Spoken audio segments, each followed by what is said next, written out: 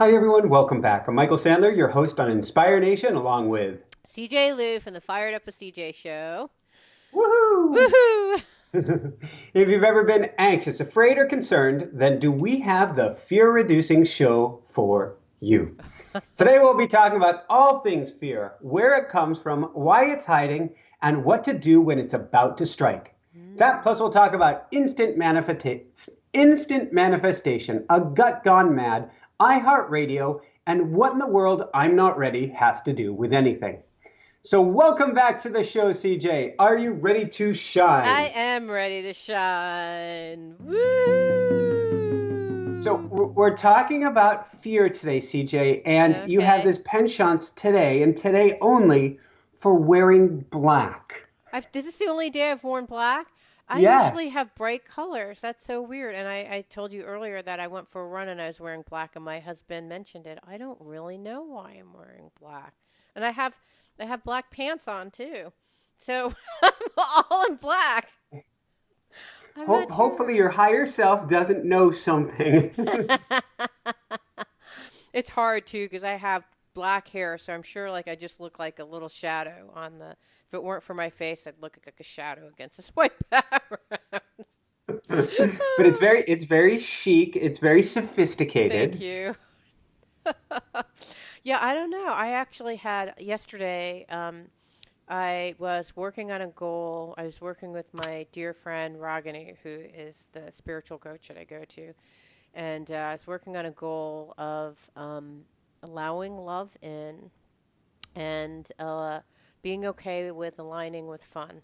And I told you since last week, I've had all this crazy amount of energy running through me, and I literally am in an altered reality right now. I can't even tell you what my life is like right now. But I was walking down the street, and I almost didn't hear any sounds, and I'm like, I told you how I looked last week. I looked at a cloud and started crying. Like, I don't know what's happening to me, but I've had an altered state of When you reality. start levitating on this show, it's going to get I really, really know. interesting.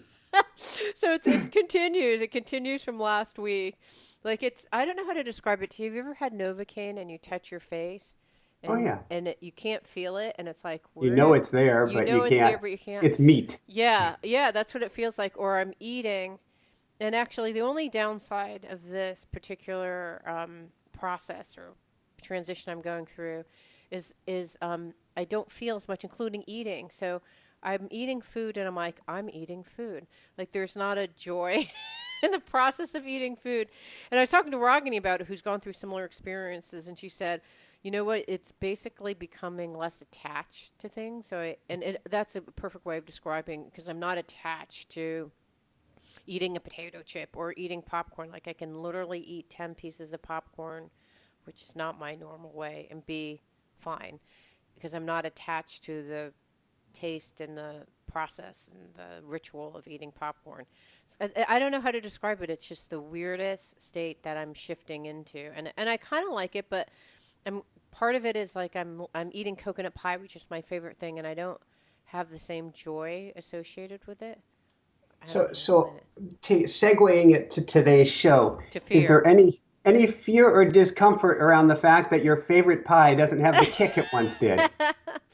You know what's really interesting is I try not to go there because it would be so easy for me to go into fear. And in the past, I have gone into fear, trying to figure out what this is, trying to figure out, and which is a fear, right? Because you're kind of not letting what is and relaxing into it. Which I think is when you're in fear, it's about relaxing. Like, okay, whatever is happening is happening. Just relax into it. The fear contracts. It contracts your energy, and I think what happens is your mind starts getting involved in all these like unhelpful states. And so I actually talked to yesterday. I was talking to my spiritual person, and she said you need a guru, and I was like, I don't know. I don't really want to have a guru, and she introduced some fear in there that I didn't have originally. And so I thought, you know what? I'm just going to race, like go with a little racer and I'm trying to. There's still a little part of me that's like, maybe I do need a guru. And then I'm like, I don't really want a guru. Um, so, anyways, that was a little bit of fear introduced into it. But tell me, what's happening Well, to you? Wait. before we do that, we had on Anita Morjani. last week. Uh-huh. She's written the bestseller Dying to Be You, or is it Dying to Be Me? Forgive me, Anita. And another beautiful book, What If This Is Heaven? And she had a near-death experience after she literally died of cancer and came back. And one of the things she says is having come back is that not only do none of these things make any sense to her anymore, but gurus and any spiritual direction doesn't make sense to her anymore, and that she needs her own path, Mm-hmm. having come back. And that sounds like kind of what you're experiencing, where, going any organized direction or somebody else building a construct for you or explaining it to you just isn't going to give you the answer you're looking for because it's going to have to be discovered on the inside. Yeah, that's a really good way of describing it because I don't like, I'm sure people have gone, just even talking to Ragini, she's gone through these kind of things. I'm like, what's happening? She's like, you're just shifting into an alternative state of reality. And I was like, okay, that helped, knowing that. And I said, why? I mean, I will sit at a stoplight and I'll be shaking. Like energy in my breath is kind of like it's like I'm getting electrocuted. So I'm sitting at the stoplight and this is happening to me. Somebody sees smoke coming out I of know. I'm like thinking about these poor people sitting next to me. Like, is that woman having an epileptic fit? I'm not sure what's happening. But instead of kind of freaking out about it, I just get relaxed. I'm like, relax into it. It's just energy moving through you. Something, for whatever reason, energy is having to be released. Don't get too involved. Don't try to figure out why. Don't try to feel embarrassed about it. I was in yoga class, same thing. I'm like shaking at the end of Shavasana. I'm like, well, most people have their eyes closed anyways, so I don't really care. So there's all these things that are happening where I'm just like, it's like a sneeze, like when you sneeze, there's something moving through you, right? And so I'm just viewing this as a sneeze. I'm not kind of trying to figure it out. I'm just letting it be and letting it come there's through a me. there's a lot we can learn from this Yeah. because what you're describing, okay, it's implying to a Kundalini rising experience, Yes. but it could be applied to almost anything else. Yeah. That it's just a sneeze in life, it's just energy moving through me, it's not me. Okay, it's a little embarrassing, but what are people staring at me for anyway? Right. What's it Just matter? mind your own business. I'm having a little. Focus on your own Exactly. Dharmasana. I have my own Kundalini rising. I don't know about you, but, just focus on yourself. All right. So, what happened to you this week? Well, it's been a wild week. Lots of Yeah. learnings, lots of things going on. I guess maybe we'll start with the most. Well, let's see. We're going to start with swimming Oh, because what okay. I call instant manifestation. Because I've been swimming colder and colder waters, and this week I got into the coldest water still, and I Mm. call it instant manifestation. And it has to do with fear, which is you get in the water, it's really cold, it's darn cold. You start swimming along, you start to warm up a little bit. If all of a sudden I was to say, wow, my legs are getting really cold, all of a sudden they would get 10 times colder. My body would instantly take action and say, you're getting cold, I'm going to shunt blood away from your legs to keep the rest of you warm. So Mm-hmm. my thoughts in the water were literally becoming things. It was like this instant Wow. karma meter or something where I really had to be the Hawaiian term is pono, righteous, on my path.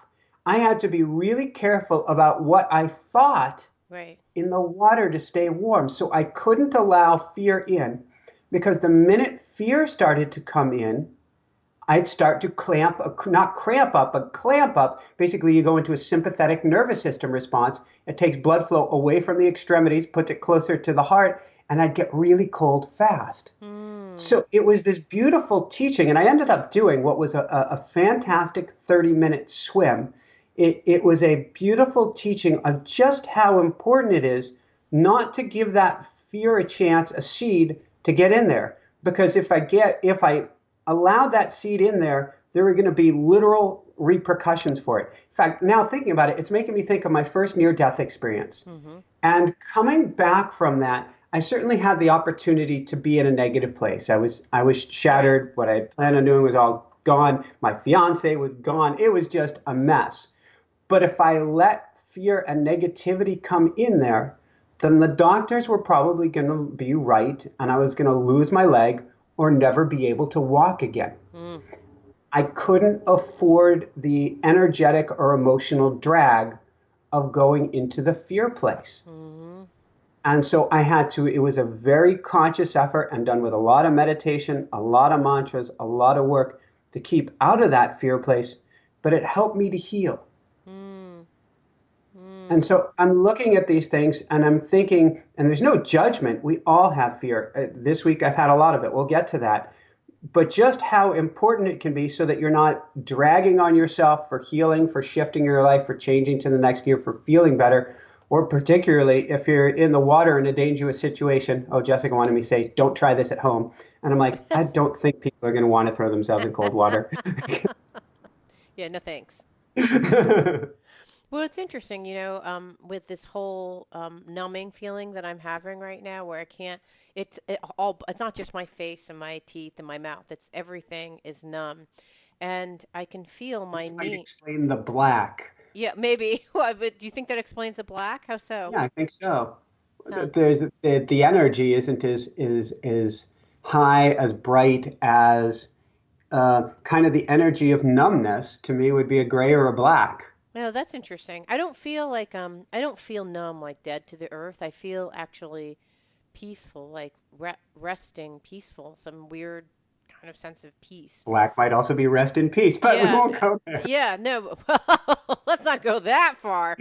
But it's interesting because my knee has had like I feel pain in my knees, but it's not the same kind of feeling of pain. And when I was talking to Ragini, she said, "Yeah, the thing is when we feel the pain, we go into, oh, I'm feeling pain, and then we create all these stories about when's this pain going to go away, what is creating this pain. We start our minds trying to figure something out." And then, actually, what I think it does is it goes on like the momentum starts building on that pain. Instead of just like, I feel pain in my knee, it goes, oh my gosh, how long am I going to feel this pain? Oh my gosh, I may not be able to walk properly tomorrow and I have a meeting where I have to do a lot of walk. Oh my gosh, and then it starts like spiraling into something that began with a pain and then accelerated into something that is like a big bundle of fear. It's like a snowball running down, but it's almost, I think of it as a piece of black tar running down a hill and picking up all these gnarly twigs and just getting bigger and bigger. It's why I think Dr. Dawson Church's, among others, EFT tapping, why his work is so important, because he talks about, and we've experienced this, I'm sure you've experienced it with tapping, somebody's experiencing a lot of pain and you tap on these different pressure points with them, and all of a sudden the pain of, it could literally be a broken bone, goes from like a 10, on a scale of 0 to 10, how intense is the pain? It goes from a 10 down to a 2 or 3. And what happened is you removed all those layers of discussion Exactly. going on consciously and unconsciously in the body. So there's still pain there, but it's not pain compounded by fear, Right. compounded by worries and concerns for what's going to happen, and a brain that's going, yep, da, da, da, Yeah. da, da. Well, our minds are kind of a story creator, so it just goes berserk, It's like just picking up all those little twigs as your little tar ball of thought gets went And that those tar balls are there to protect us. It's saying, well, if this happens tomorrow, then we're going to need to take care of this and the other right. thing. So it's ego working in a sense to try to take care of us, but unfortunately, it's too good at its job, and it just needs to let the pain be. And instead, when that tar ball gets really going, all of a sudden the sirens are going on, which is your sympathetic nervous system, your fight or flight, and then you're really in pain. Right. Yeah, I think actually what happens is if I were to describe what it feels like I'm less attached to things. And so I don't get attached to the pain. I don't let that pain equal me. It's just the pain. I'm not getting It's not a story. involved, right? It's when I get involved. Like I have to get, if I broke my knee, I wouldn't be like, seriously? Wow, my knee, I broke something in my leg. Oh. Like I'm not going to be like I'm that. just going to drag myself to the emergency room Yeah, I now. guess No I'm gonna problem. exactly. Dragging along. I'm not there. but it's like, but it's all the additional stuff that you put on it that you get it. Somehow it's related to attachment. I'm not sure exactly how, but you're attached to having that be who you are now. Oh, I'm a person with a knee that hurts, versus like, yeah, my knee is hurting and I'm going to take care of it and love it, but it doesn't have to be everything. You can even use it as feedback and direction. Sort of like if I'm running along and something's sore, I can really worry, oh, am I going to be able to run tomorrow? Am I going to be all right? Am I going to be okay? Or, oh, okay, I'm sore. I guess it might mean I'm going to take it a little bit easy after this, but I know it's actually just going to make me stronger.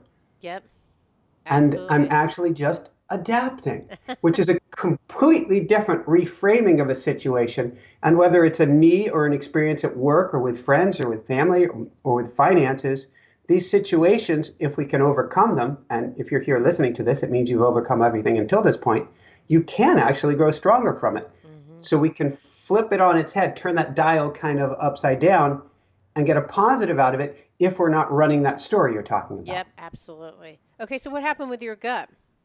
So my gut got really upset with me, not in a run to the other room sort of manner, Right. but a few days ago I had a fantastic interview, and before the interview, I've been reading this book, and I got to a point, and I'm like, I can't read any more of this. Wow. No, no, no. What am I going to do? I can't do this interview. I Right. don't want to do this interview. Oh my The God, one I that don't you're want to. having next, or the some other interview coming This forward? was a few days ago. Okay, got it. And it was tearing me up inside, Hmm. and I was getting angry, really, really angry. Wow. I Angry at was what? so torn up by this.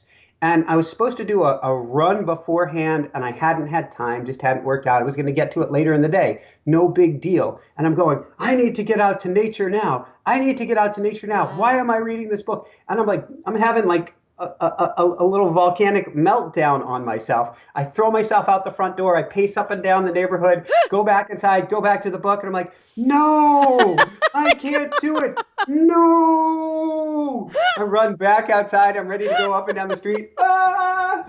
And I get in and I'm like, I don't know what to do. I don't know what to do. Well, you need to brush your teeth. All right, I'll brush my teeth. You need to read the other book.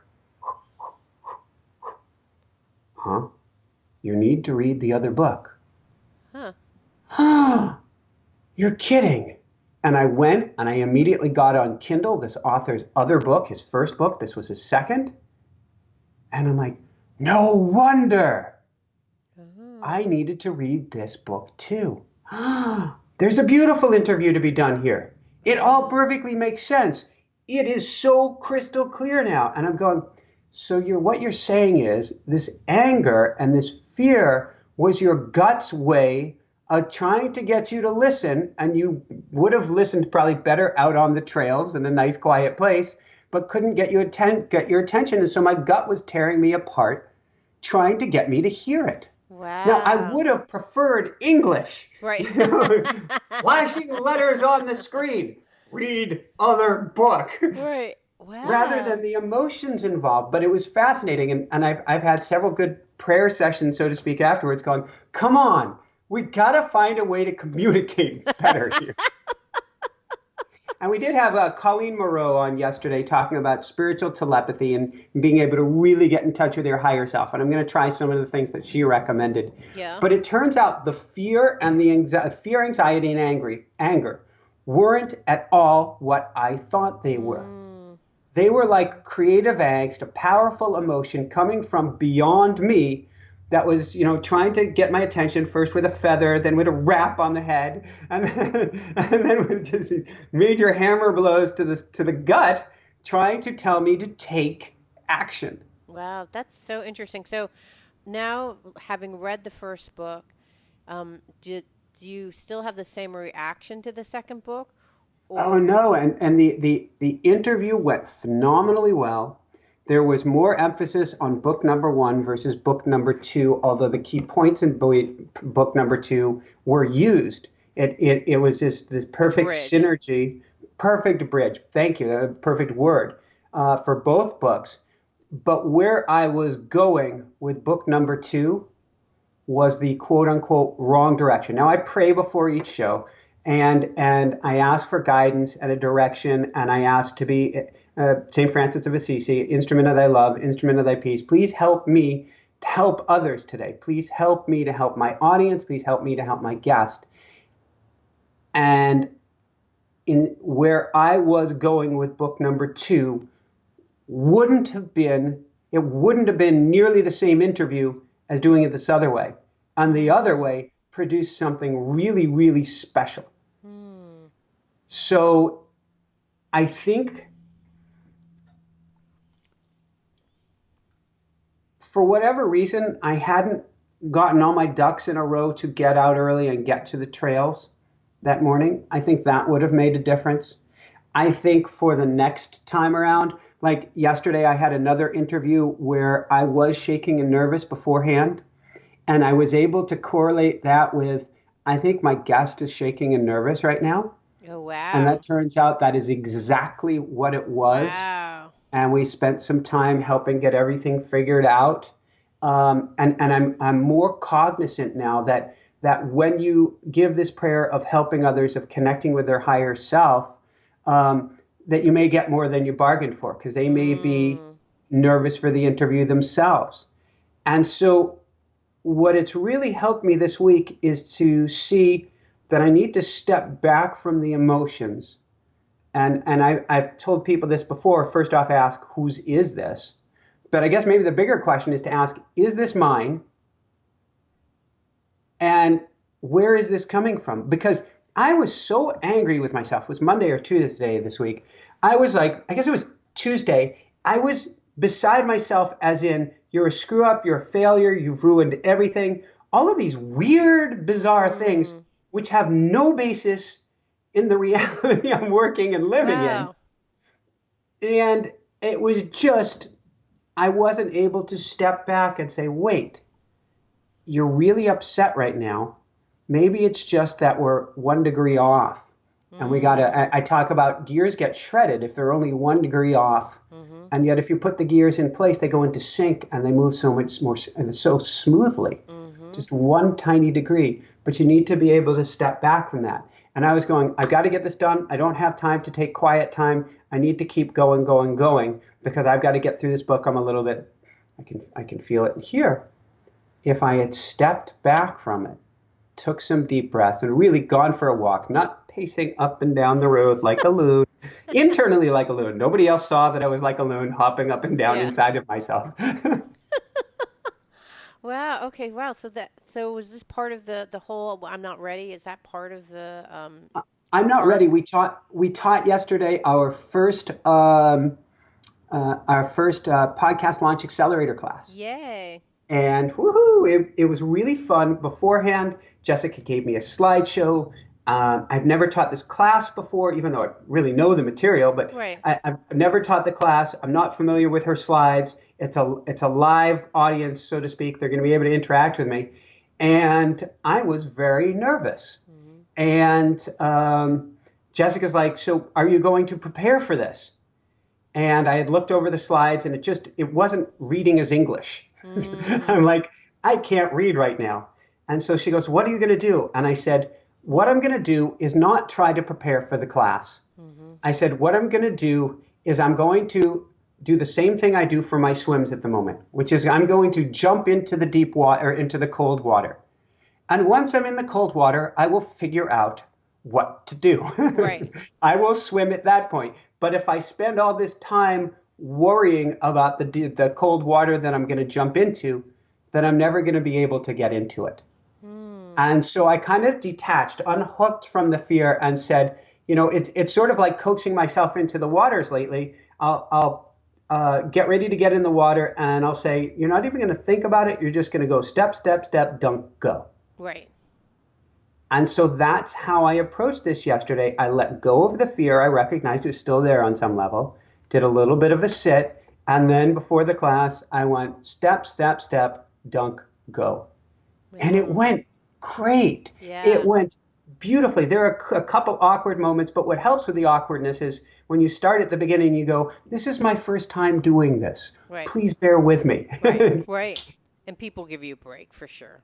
They do. When you are sincere and authentic and genuine, they really cut you some slack. So it went great, but it was really an uncoupling from the fear, knowing, okay, this is there. Okay, this is a little bit of a challenge coming up in front of me, but it's just gonna work itself out no matter what. Yeah. And so, taking any more time dwelling on it or preparing anymore, I think preparing anymore would have just torn myself up more because that would have just been like putting a toe in the cold water and just standing there for an hour or two. Right, right.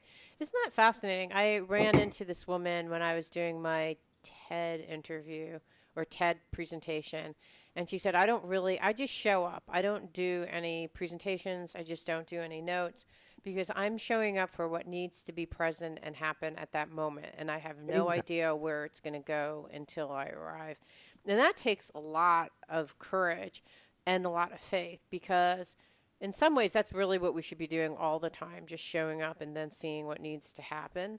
But it's so hard to do because our ego says, I don't want to look bad, or in your case, like they paid money. I'll feel bad if I don't deliver what they're expecting. You have all these kind of stories, but really the universe is just asking you to show up and put your foot in the water. And in your case, go deep, right? It's Hmm. interesting all the um, energy and nervousness that goes into that whole presentation modality. My son just went to Duke and he was interviewing. He that's his first decision for his school, and we went to go visit. And and it's funny because I was asking, so you're a high school student, you're going to get interviewed for the very first time. Do you remember when that happened for you? Just so long ago, right? It's your first interview that you've had ever, really. And he did great, and I don't know how he did great, but I think he just showed up and was like answering the questions. He wasn't getting nervous. He wasn't worried about it. He just showed up and answered the questions. I think the word, just to jump in briefly, sincerity. Yeah, and He he's didn't very over sincere. prepare for it, so he just was himself. Yeah, and he's a very sincere person, and he cares about authenticity, and so that's what showed up. I mean, there are a couple things that he said. I'm like, well, you may want to de-emphasize that a little bit, but it was really interesting. I mean, because I think we go into those scenarios, we're told to be scared, right? Oh my gosh, you've got to be prepared. You've got to be scared. Like, and so when that shows up, it Isn't it kind of, interesting how that's almost the same sentence? You've got to be prepared, you've got to be scared. yeah, yeah. Really, it is. It's like you've got to be prepared, and really, what it is like, I'm scared because I'm not going to be able to show that I actually know this material when you really do, right? Like you know more than the other person. But it is interesting how that happens. So that happened to you where you felt like, oh my gosh. So you had really a lot of stuff going on, and then how is that related to the iHeartRadio stuff? So, and this is kind of a very loose tie-in. It's just a really cool thing today about perspective and things taking place underneath the surface. Mm-hmm. Um, because we've talked about this before about plateaus never being what we think they are, and iHeartRadio combined with or partnered with Libsyn, which is a service to help get your show out. They combined with them this summer. Before that, they were two separate entities, Mm-hmm. and we had made the decision not to go on iHeart because it was so much, as you've seen, it's so much work to do both at the same time. Right. And so we had made a decision. We're going Libsyn and iTunes and Google Play Music, all these different things. But then when they combined about mid-August, something like that, we applied, so to speak, with iHeartRadio and never heard back and never heard back. And we checked as recently as beginning of this week and nothing, not on iHeartRadio yet. Well, our numbers started ramping up a few days ago, and not just looking good and great, but looking almost off the charts excellent. And today we got up and we wondered what would happen once the show goes live on iHeart. Does it start at the bottom of the charts? Does it go immediately to where we are and everything else near the top of the charts? And we were talking yesterday with Colleen Moreau about the spiritual significance of the number seven. Mm-hmm. And today's show, there was something seven that came up. Well, there are like three sevens in a row that happened today. First off, the show's now live on iHeart. We can't even find the link yet, but it's live on iHeart. Somebody's finding it because today we have 7 times the listeners or the Wow. downloads that we did Wow. yesterday. Wow, that's Seven incredible. times on October 7th. And there's Wow. some other seven involved there too. And we're going doo doo doo doo doo doo doo doo. And to me, what this all means is the universe is conspiring in our favor. There's always a lot going on behind the scenes. You just don't know it at the time. And you can be going, why isn't this working? Why isn't this working? Why isn't this working? Which often brings about the isn't that you're worrying Right. about. Right. But if instead you go, I've put, like you said, I'll just be there, I'll show up. And what happens, happens. Well, I think when you show up in the game of life and on some level you believe it's going to work out, things start to pop. Sooner or later, they start to pop. Mm-hmm. A reverse side of this is I got an email from a friend earlier this week who's really struggling. And he was saying, he asked, Michael, do you believe in God? Wow. And he said, because for myself, God has just brought me here to torment and torture me. Oh. And my heart really goes out to him. And in a sense, he's right. When he says God is here to torture and torment him, he's set himself up. It doesn't mean it's his fault that things are going wrong, but there is a thought process that's going to make it very difficult for even people to help him to get back on his feet. Mm-hmm. And so when you see something not taking place, if you have that possibility of going into that dark place, it gets even harder to come back out of because now you've got to find your way out of the hole just to baseline zero Mm-hmm. before you can move up from there. And I Mm-hmm. send them all the love and light in the world. If instead we view things as this is really sucky, this is certainly no mud, no lotus. There's a lot in life that's really, really, really sucky. And for instance, there's nothing I can say to somebody who's lost a loved one. It's not a thought process. It's not a you can think your way better. It sucks. Mm-hmm. But in most of these dark times, if we can realize that if we keep putting that step in front of the other, that the universe really will conspire in our favor. Mm-hmm. And if we truly believe it will conspire in our favor, I believe it does. Mm-hmm. And I Yeah. believe today with iHeartRadio is just some, I don't know if this is the right word, but conspiration. A new word. It'll be in Webster's. We coined it here on Inspire Nation. Conspiration. It's like perspiration, constipation, Oh no. conspiring. I don't know what it means. I do think that that's true. It's hard. The hardest thing is to recognize that you're in that state.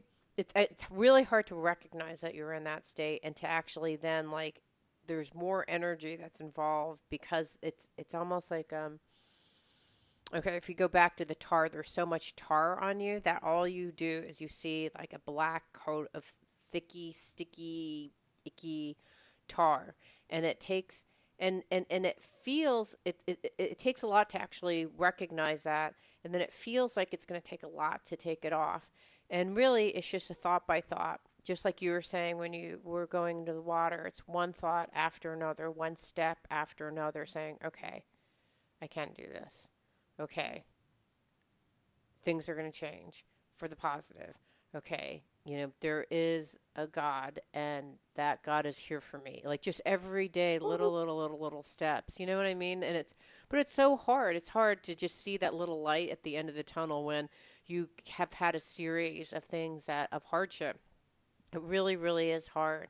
I get it. I mean, I this weekend, like I said, we went to Duke, and I dropped my son off to his host, he's staying overnight to see what the dorm rooms were like. And I was like dropped him off. We were running late, so I was parking the car, and then I ran to make sure that the handoff worked okay. And I saw him walking away from me with this other um, his host, and he looked the part. Like, oh, I thought, oh my God, he's ready for college. It's time. He's ready. It's time. And it was in my heart. It was like, like it just hit me. Like, like, oh my gosh, he's Breathe, yeah. It's like CJ. you see your son walking away. Like at that moment, Wow. I could really feel him being ready and walking away, and the was the recognition of like, wow, he's ready, and like he looks apart and he's leaving. Like it was a good, it was like a exciting and kind of sad, melancholy. It was just at that moment of separation had that kind of bittersweet moment, and I think that what I have spent since that time, and now I recognize in retrospect, even though it was like a week ago, so it's not that big, and it's not a big retrospect, but I realized from the work that I just completed yesterday that it has to do with separation.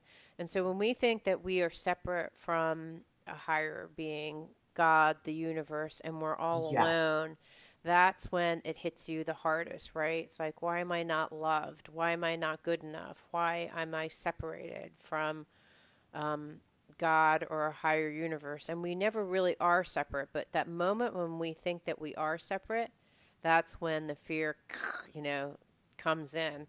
So I don't know. That's my own experience this week with fear, and it really has to do with separation, I think.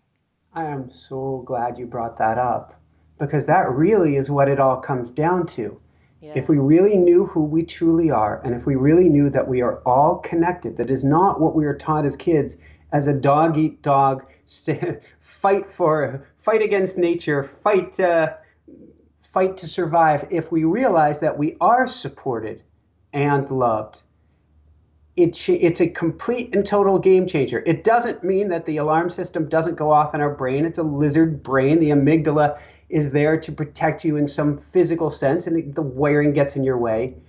But it really, if you step back from things, it changes everything because you know that no matter what, you're okay. Yeah. And that's what we're taught the opposite of. Right. You're We're okay and taught, you're loved, and like you're okay. You belong here. You're okay. You're loved. You know what I mean? All those things are interwoven into that thought, right? There, because if you break it down, there's lots of different pieces of it, right? You're okay. You're valued. There's nothing wrong with you. You're loved. You belong here. Like all those kinds of things are in there, but we have like a little a point of amnesia where something happens and we forget that, and then like this darkness kind of a shroud comes over us and we forget all those other things. I don't know. That's at least. I'm sorry, I interrupted you. no, no, it makes perfect sense. It's as if temporarily the cord has been cut, and all of a sudden we're floating off into space, Yeah. all by ourselves. The spaceship is leaving to go back to Earth, and I think that's the wiring we've been taught since we were kids. And even if we've had the most loving parents in the world, there is a part of us that has been taught you are loved, you are supported if you Conditional do love, what we yes. want, if you do X, Y, or Z, if you produce good grades, if you other things, all of these conditions. And so it's really easy to snap back into that conditional place. Hmm. And you can never win in the conditional place No. because it was something I was journaling about this morning, and it was some fun concept that was coming up about. I'm a car nut, so I don't know why it was coming up about cars, and the general idea that was coming up in my kind of free flow journaling was you work on the internal condition first, and the external manifests. The car manifests, the home manifests, the gorgeous bride or husband manifests, whatever. You work on the inside first. If you work on the external first, I want to get this job. I want to get that reward. I want to get that car, that home, that. Then there's no basis for it to stand on. Hmm.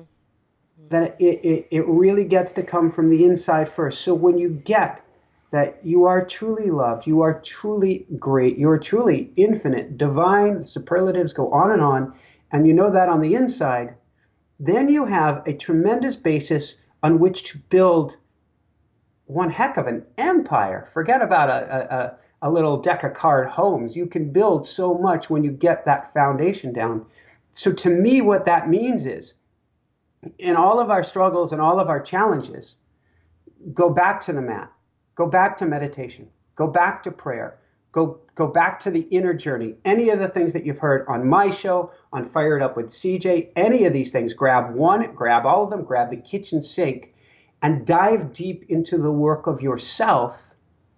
And then all of the external things start to change. Mm-hmm. Yeah, I almost have when you're talking about that, I imagine if when you're in those states of dismay, sadness, sense of downtrodden, what happens is everything around you is kind of swirling around, right? It's kind of, you feel like you're in this chaotic hurricane. And if you are focused on the outside, you're going to float around with the hurricane and try to grab things and like, oh no, that's gone. Oh my gosh, I lost my keys. Oh my gosh, my wedding ring. I'm Oh seeing my a gosh. cow flying around in the No. tornado. These are my real life experiences. Oh no, Remember yes, I told and you the phone with I the lost my reboot, car the keys, and my the phone is ring. good, my ring is broken. I just lost my yoga mat. How does even one lose a yoga mat? Do you know how large yoga mats are? I have no idea how I lost my yoga mat, but it's gone now. So if you kind of like let all this stuff, like what does this do? I mean, if you just look at this image of a swirling thing and you're swirling around with it, you're kind of swirling around with the chaos. But if you go in and you're just like a pole anchored Eye into of the the ground storm. with the deep roots down into the ground, and you're anchoring on the inside and not letting all the swirling confusion around you capture your attention, but you're just focusing on the inside. That's one, always present, always connected. And I think that helps weather the storm when you can kind of do the things that you mentioned, which is to meditate. I mean, I think that you pacing back and forth outside of your house, it's better than nothing, right? I mean, just being outside, changing the environment, pacing up and down, know Mixing that things you're up. angry. Yes, just like that can be enough. When I was running yesterday, I bobbled one landing of my foot, not quite a trip, and then I tripped a little bit later. And I was actually thinking too much about my shows, and I caught that. What I do when I trip is tend to stop, and I kind of picture it like a silvery line from the sky coming down into my head, going down through kind of my spine, all the way down out of me and straight into the ground. And I go, am I grounded? Hmm.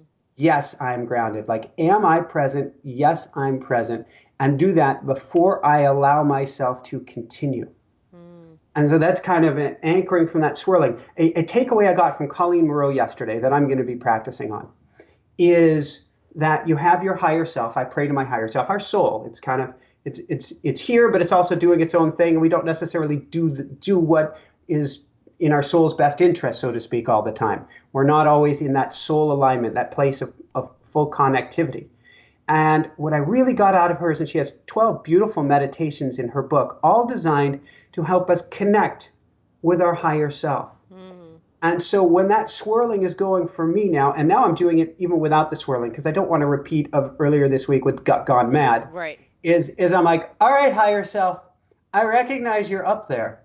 We have to have a talk. Right. And so I want to meditate, and I'm meditating on a space above my head, kind of this ball of gold or silver above my head, connected by silver threads to there. And I'm focusing on putting my energy up above me in meditation Hmm. to see if I can grow a stronger connection with my higher self. Because my higher self, they say, as above, so below. As you are on the other side of the veil, or other side of death, so takes place here. Mm-hmm. So I think the more connected we get, Mm-hmm. the less we're going to swirl. Mm-hmm. I agree. Yeah, I mean, just think about a tree. Now, if the tree doesn't have deep roots, it will be uprooted in a storm. But if a tree is an old tree with really, really deep roots, it's staying there despite not having, despite all the swirling around it. I just learned this week, because we're still looking at different places to move, and I was looking at redwoods. I love redwoods. Yeah. And redwoods have some of the smallest, not deep root systems of any tree out there. but they grow close to all the other Yeah, they're trees. connected. Bingo. They're in a community, Yeah. right? Which is another thing that you can do because if you believe that okay, really what the root cause of that sense of despondency is that you're separate, then doing anything like go to a church, go to a club, like when you're in the most desperate, despondent moment, doing something or going to have coffee by yourself in a Starbucks or, whatever it is, to just recognize that you actually are part of something bigger or greater. Even looking at a tree, because I had a friend of mine say at one time, Steve from East West Bookstore was saying, I was really lonely or I was feeling like really alone because my girlfriend was gone and I was thinking about her and my mind started amping up. And the minute I did that, I ran outside the house and I just started looking at the trees. And when I saw the trees, it reminded me that I'm not alone.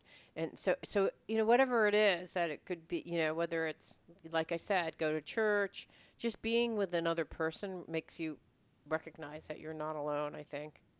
Heck yeah. And as strange as it is, if you can flip it on its head and find somebody, anyone, to help or volunteer and help somebody or some organization, all of a sudden you flipped it so on its head. You went from what am I going to do to wow, I'm making a difference. And if we feel we're making a difference on even the slightest level, well, we can't feel like we're making a difference and we suck Right. Yeah, at the that's same true. time. Absolutely. Absolutely. The tension of those two, one has to be true and one has to not be true, right? It's also the power of gratitude. Right. If you've got gratitude in there, chances are that you're not scared at the same time. Neither of those can exist in the same place at the same time, Yeah. though we certainly do our best to try and make them fit. Yeah. So what are you taking away now? Because it sounds like your week has been super crazy. How are you going to live your life differently now that you've kind of thought through these things? Or I'm diving deep. yeah. It's plain and simple. I have the message loud and clear. I'm going to meditate more. Hmm. I'm going to work to connect with my higher self more. And I want to journal like a madman. And Mm, by journaling, this morning I journaled for a good 30 minutes, eyes closed, writing down silliness, don't go where it come. Don't care what comes out. Is it coming from me? Is it coming from someone else? Is it coming from a cheeseburger in the sky? Who cares? Get it down on paper because I think I need to know myself more. hmm. And to know myself more is an inner journey. And I mean, I've done long stretches of many hours of meditation, although I haven't done a Vipassana retreat, but I spent a long time meditating. This, I think, has a little bit more clarity and purpose Hmm. behind it. There are Hmm. many different types of meditation, and certainly I want to connect and dive into the silence. But in this case, I really need to know myself. Yeah. I think that's becoming really clear. And the answers, where are we going to move? What's the next step? How do I do this with the show? Right. None of that is going to come from this mind upstairs, which has a headphone around it. It's going to come from a much bigger mind than that. And if I Right. really want to get that, I got to dive deep. I like that. I'm actually so my biggest the fear that was interjected with me is I need a guru because I'm not safe if I'm navigating this territory on my own. And for me, what I'm taking away is what I think I just need to. I was thinking about not everyone has gurus. There are a lot of people who have their inner guru, and that's kind of more my style. And so I'm much like yourself and thinking, what, I think I should need to just take some time to journal a little bit more so that I don't have to be looking around for someone else to really identify what path I need to be on. Like that, I think that's inside of you. There's some people who can help you and then can help me navigate like all this strange kind of experiences that I'm having. Like that's And let you know helpful. you're not, that is not atypical. Right. Yeah. Yeah. Like that's actually helpful. And then it's not helpful. And in some ways I'm like, it's helpful, but you reach a point where like, whatever, I don't know what it is. And how can you even know what it is anyways, unless you're in my body, you don't even know what it is. So it's It's just like the happening. It is what it is. before we moved to Maui, we read all of the books on Maui. Here's where you want to be. There's what you want to Yeah. do. Blobbity, blobbity. And the reason I say blobbity, blobbity is when you get someplace, Yeah.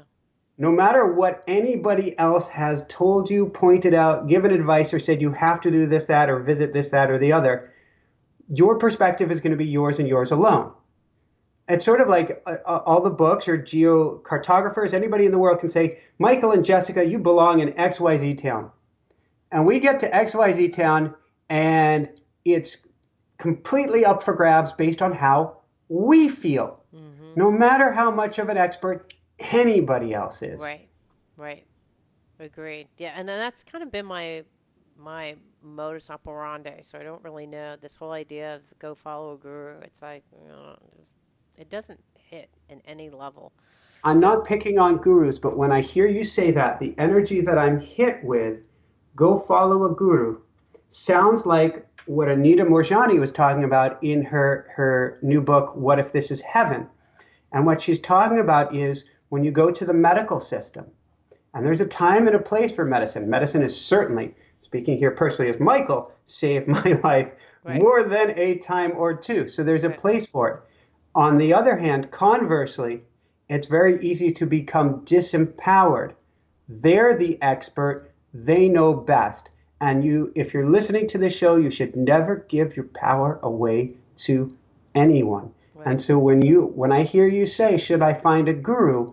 What I hear behind that is, should I give my power away to somebody else? Yeah. That should be the scariest thing in the world. Yeah. Well, and having actually not followed a guru, but worked with someone who was trying to help me. And basically how he helped me was like basically siphoning off all my energy, which is not helpful. Well, it might make you stronger and have to start from the ground crawling. I think because of that, it's like I kind of don't want anyone messing. Like I don't really feel like want anyone messing around with my energy because it's kind of not of interest. Having had someone who's supposed to help me, it's like, no thanks. I don't want that kind of help. Anyways, let's leave on a positive note. How do you want to close this? Any final words for you on fear? Well, we're having a 7 times day here, 7 being a spiritual number. Lucky 7, October 7. I would say look for the 7s in your life, quite literally. Let's see if there's some synchronicity coming for you. Oh, that'll be fun. So I'd say look for that. And if not, realize that your lucky 7s are coming too. So put one foot in front of the other. Heck, if you're listening to this today, you've got a weekend coming. If you're listening to this another day, you've still got a weekend coming. There's something positive coming your way. All you have to do is believe there's something positive coming your way. That is so true. Okay, can I tell you one last story before we close? So I went for Duke. I interviewed this one gal who I just loved. She got into Duke. And I texted her on a phone number saying, like, let's meet for coffee. I only have, like, this 2-hour segment. And I'm sorry, I wish I told you earlier. But let's meet. And I never heard back from her. I thought, I don't even know if I have her most recent number at all. And I thought, you know what?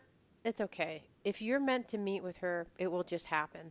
And sure enough, Duke has like 5,000 undergraduates, like 20,000 people on this campus.